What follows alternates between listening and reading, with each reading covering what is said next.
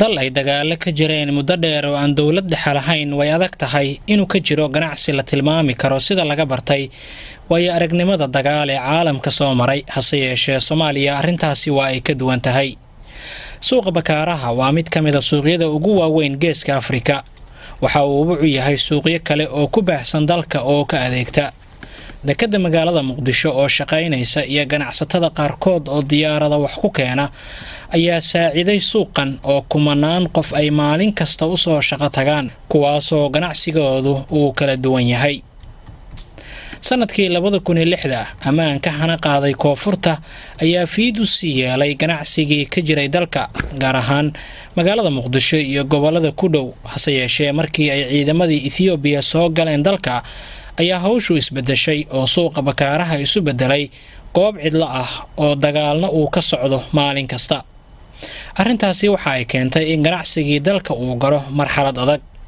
waxaa ganacsigii loo wareejiyay suuq ka abuurmay goobaha ay dadku u barakaceen oo ku yaala duleedka magaalada Muqdisho kaasi oo lagu magacaabo ceelasha biyaha deegaanka oo cusub iyo ganacsigii oo aan lahayn macaamiil joogto ah ayaa hoos u riday heerkii ganacsi muddo kooban hase yeeshee dadkii u barakacay ceelasha biyaha oo aad u badnaa ayaa salka u dhigay ganacsiga oo ku dhawaaday heerkii hore inkastoo ay caqabada jireen sida uu qabo ganacsadahan oo kamid ah dadkii ganacsigiisa uga cararay suuqa bakaaraha isla markaana ganacsi ka abuurtay ceelasha biyaha marka dhibaatooyinka ceelasha aan kala kulnaa waxa kamid ah customerka bakaaraha aan ku haysanay aan ka weynay ceelasha customer cusub aan abuurnay iyo dukaan cusub maadaama adigu aad gurto qaxta customer cusub iyo dukaan cusub oo kula mid yahay ma garatay laakiin qasab oo qofka haduu dukaan furo businessna oo dhaxgalo customer inuu sameeyo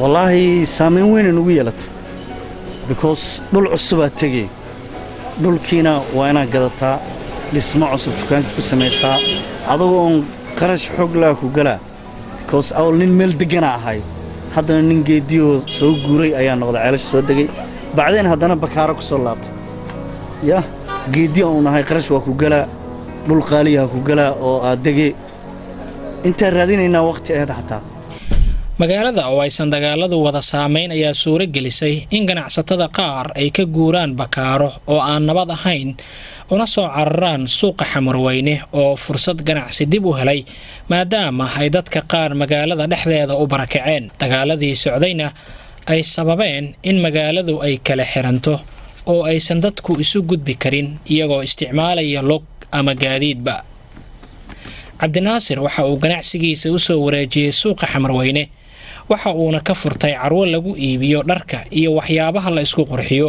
waxa uu sheegay in xaaladdu ay adkayd bilowgii hase yeeshee uu iminka aad ula qabsaday suuqa cusub uuna leeyahay macaamiil wanaagsan oo uu faa'iido kasbado waxaan joogi jirnaa ganacsigan oo ka furnay ama xarun u ahayd suuqa weyn ee bakaaraha ka bacdina suuqa bakaaraha markii oo dagaaladii ay saameeyeen ayay insha Allah ka bacdi inagu qaadatay inaan ka soo barakacno meeshii dagaaladii culsay ee ka dhacay baalka Muqdisho marka dagaaladii dhibaato badan ay keeneen in ganacsiga inta ka soo qaxno meeshii aan raadino maharada cusub kale oo ku socda ganacsiga sida suuqa Xamarweyne oo kale kaasoo inagu adkaatay xaqadii markaan inta nimaanay inaan helno goob aan ku ganacsano waxa kale oo nagu adkaaday markaan inta nimaano inaan helno customer markaan meeshii helnay waxaan u adkaadana inaan custom helno macna maxaa yeelay meeshii laga ma yaqaano maal nagu cusub waaye marka intaas oo dhan dhibaato nagu ahayd nagu sareebeen dagaaladii oo ka dhacay Muqdisho marka alxamdulillah in badan iyo dadaal badan ka bacdi waxaan ku guuleysanay inaan helno custom cusub iyo goob aan ku ganacsanay intaba in kastoo aan dhihi karno wali noo ma gaarto meesha naga horno ma aysan gaarin haddana aan ilaa hadda joogno xataa bagaaro lagu laaba kale noo noqoto xarunta naga labaad baalka leeyahay suuqa Xamarweyne marka alxamdulillah sidaas oo ganacsiga nagu dhibaatooyin badan u soo maray dagaaladii 2009 ilaa 2012 intaas oo dhan saameeyay bakaara iyo dhammaan Soomaaliya oo dhanba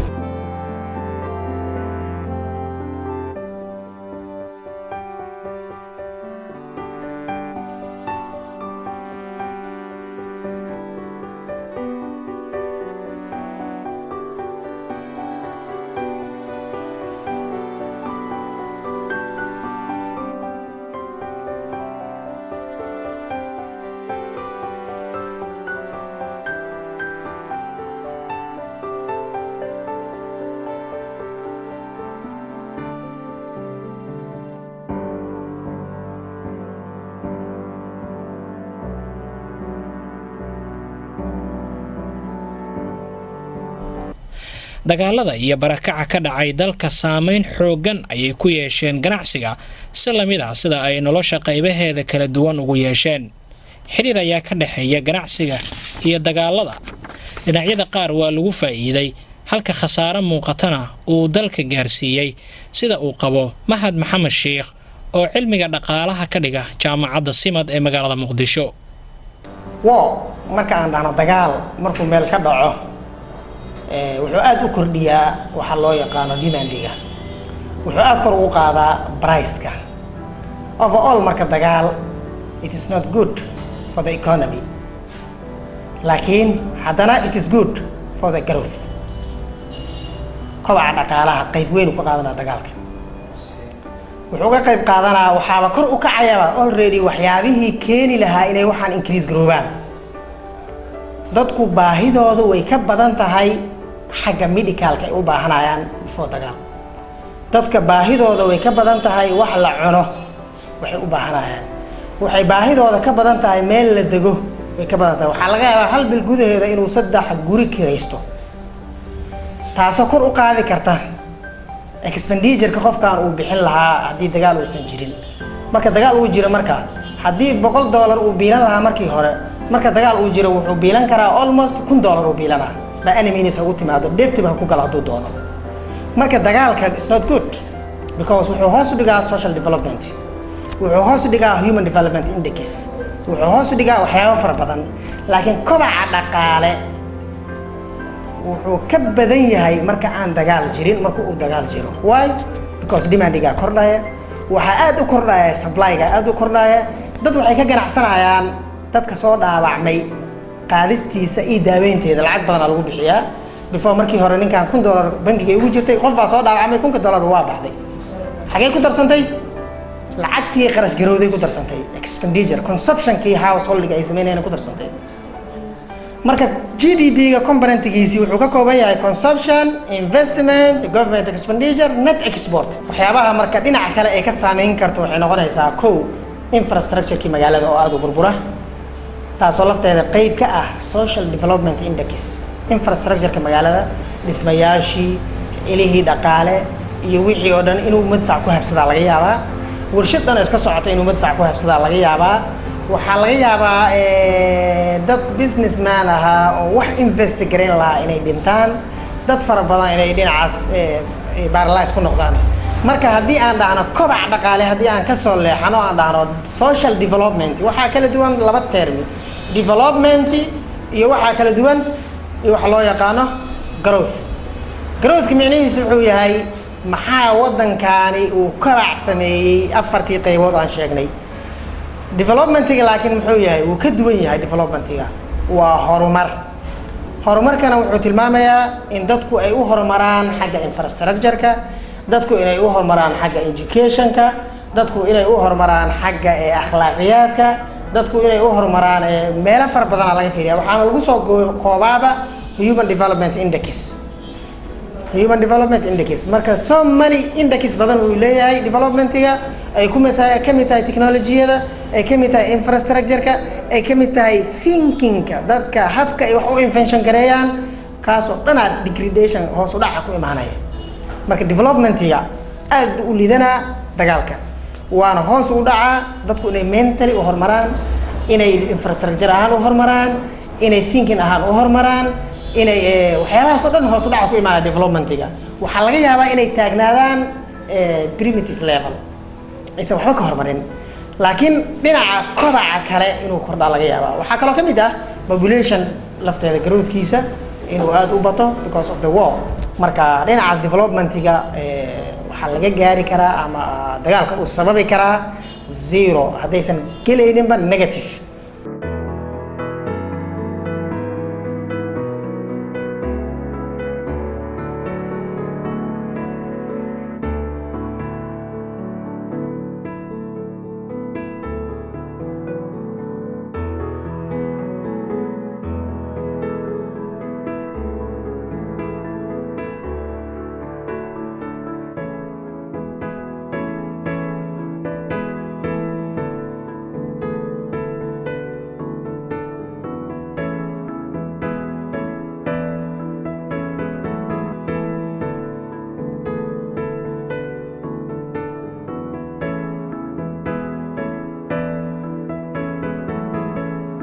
3 sano kadib magaalada Muqdisho oo ay ka socdeen dagaallo ayaa waxaa hadda magaalada ka dilaacay nabad iyo neecaw ay dadku dareemayaan, taasi oo keentay in isbedel xooggan oo dhinaca horumarka ah laga dareemo ganacsiga dalka.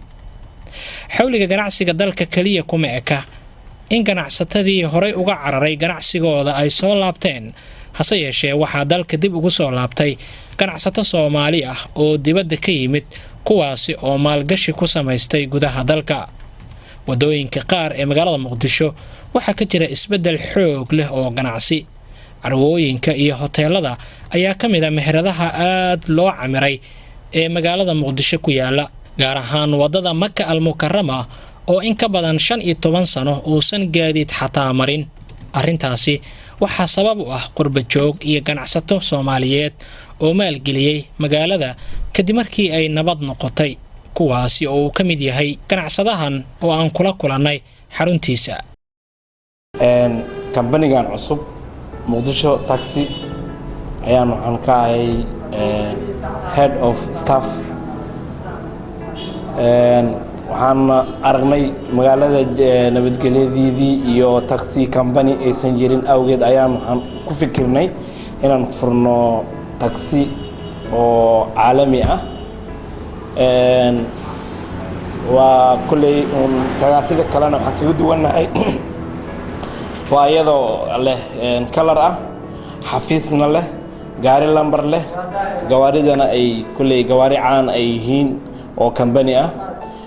teeda kalena waxa uu kalifayna waxa waaye tagaasidii oo magaalada ay macna company ahaan aan u sameynay oo company-gan aanan laga aqoonin. okay, service-ka aan bixino waxa kamid ah tagaasidii qiimihii anaga aan ku bixinaynay, dadka tagaasida kale ay ku bixiyaan maana xoo qiimo ka yara macquul ah ayaan ku bixinaa service-ka oo dadka aan u sameyno. okay, that's why aan u sameynay micnaha taxiga hadii alaaba ay kaaga lunto in xafiiskii laga soo raadiyo, sida hadii taxiga alaabta ay kaaga lunto waana soo wacaysaa xafiiska ayaana nagala soo wacaya lambaradii halkan iyo telefoonkii iyo xafiiskii. waxaan weydiinaynaa lambarka gaariga ku qoran, lambar hebel buu ahay, lambar hebelkiina waa la wacayaa. radio call ay leeyihiin baabuurtii, radio callka ayaa lagu wacayaa, markaas la leeyahay alaabtaas baa luntay gaarigee, alaabtaas sumaysa waan hayaa xafiiska keen. service-kaasna waa zaa'idan ku nahay, tagaasida kale waa kaga duwan. dagaaladu waxa ay ganacsiga u saameeyeen siyaabo badan. dad badan oo maalgashi samayn lahaa ayaa dalka ka cararay, kuwa shaqaale noqon lahaana waa ay tahriibeen. dadkii ka cararay dalka markii ay dhibaatadu ka dhacday oo u tahriibay dalalka dibadda ah ayaa soo laabtay islamarkaana bilaabay ganacsi, iyagoo dadka ku dhiirigeliyay inay ganacsiga xoojiyaan. mid ka mid ah dadkaasi oo tahriibay soona laabtay islamarkaana ah qof dhalinyaro ah ayaa barnaamijkan ugu waramay sidan. wadankayga inaan ka shaqeysto, inaan ka ciisho si nabada aan uga shaqeysto, risqan ka raadsado maadaama muddo badan aan wadan islaameed ku mashquulsanahay. anoo fursadan ka faa'iideysan waxaan u sheegay dhalinyarta aan isla wada noolaa jirnay, isla wada ciishi jirnay, wadan islaameed isla wada joogna, maanta inay yimaadeen wadanku uu shaqo leeyahay ay ka shaqeystaan.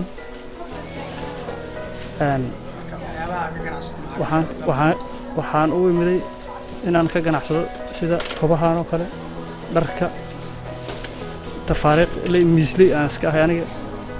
yani aan muddo waxaan la joogaa 36 maalmood muddo leeg, maadaama ay nabad jirto qurbahan wadan islaameed marka aad joogto ee duruuf badan ay ka jirto.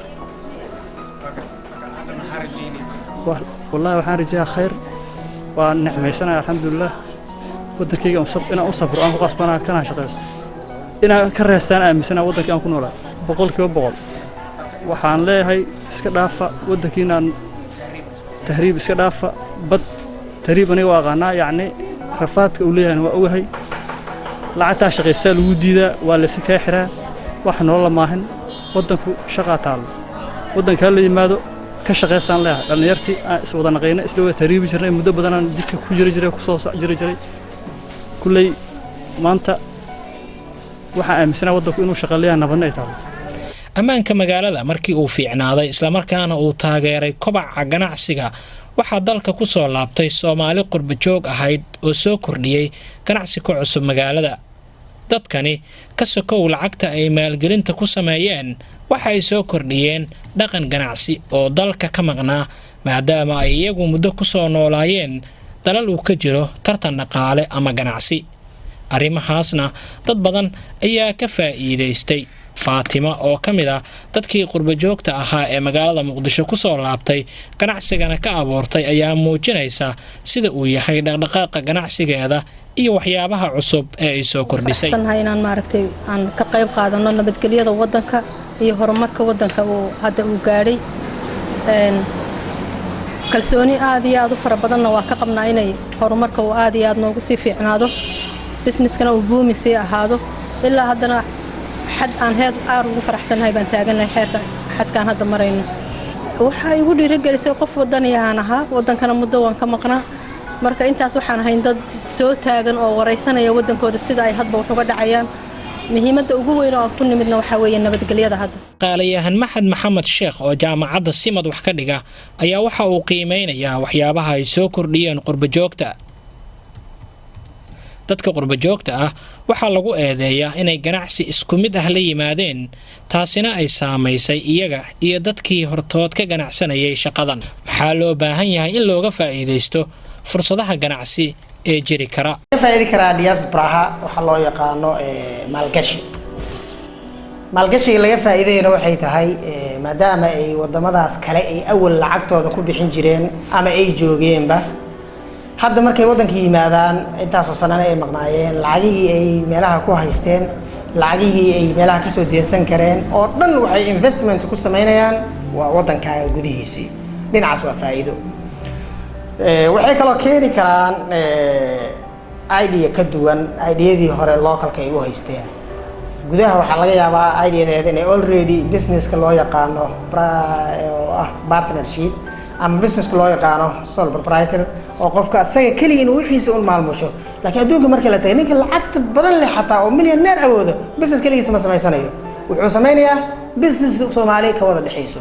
faa'iidada ku jirta maxay tahay? waxay tahay dadka inay waxaan wada leeyihiin, wada difaacdaan, wada maalgashtaan, wada customer u wada noqdaan. marka dadkii waxay la imaanayaan diasporaha faa'iidadoodii waxay tahay waxay la imaanayaan wax loo yaqaano inay fikrado kala duwan oo wadanka kor u qaadi karta. heerka hadda ay taagan yihiin dadku kor u qaadi kara inay keenaan. shay walba faa'iido leena mar walba waxa ku hoos jira disadvantage. next step kale waxay tahay disadvantage-ka ay yeelan karaan aan isleeyahay barakicin dadkii hore. marka percentage-ka imaanayay ku xiran tahay ilaa intee bay barakicin karaan intii hore u joogtay. economiga wuxuu soo maraayay xilli la yiraahdo agro based, industry based, hadda waxaan ku jirnaa service based. hadda adduunku wuxuu ku tartamaa waa service. wuxuu ka soo gudbay agro based xilli beero lagu tartamaa jirtay. ninka ugu beero badan aa ugu dhaqaale badan. xilli waxaa jirtay still waa taagan tahay weli service-ka si fiican macnaa food waa lagala soo baxay. industry service-na waa loo gudbay laakiin still industry-giina hadda kaalin uu ku leeyahay. laakiin xaaladda hadda economic lagu tilmaami karo adduunka waxaa loo yaqaanaa service based. adduunka service ku tartamaa.